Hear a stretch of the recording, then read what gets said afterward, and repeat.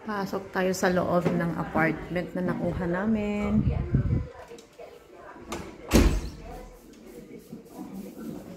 Dito ang kitchen. Kompleto ang gamit.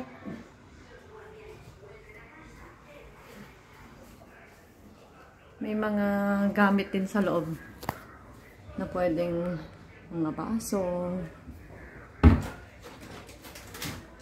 May mga kaserola. Pwedeng magluto. Mga platos.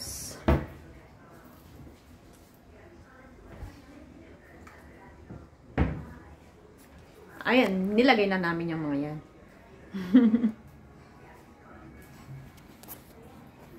Pwedeng maglaba, mag-bake.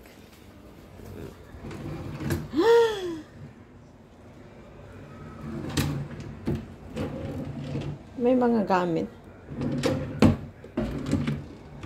Ganda? Ipit. Basta. May mesa din dito sa loob, table. Ito ang dining area at saka yung sala.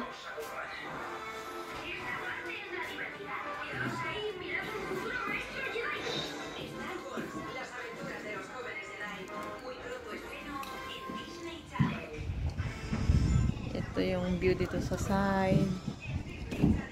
Mahangin. Medicine kit.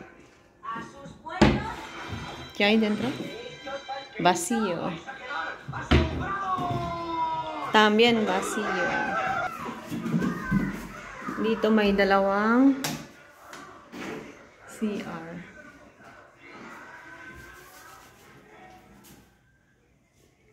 Banyo. Meron din dito sa kabila. CR. Ito yung isang room para kay Trisha.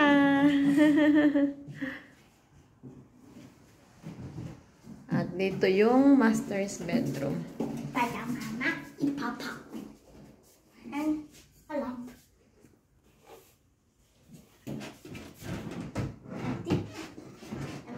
Mga side tables. May mga lagayan din ng mga aparador.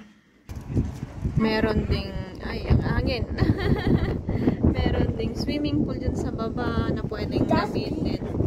From 12 o'clock to 7:30. Hello. At hanggang dito na lang. Thank you so much for watching.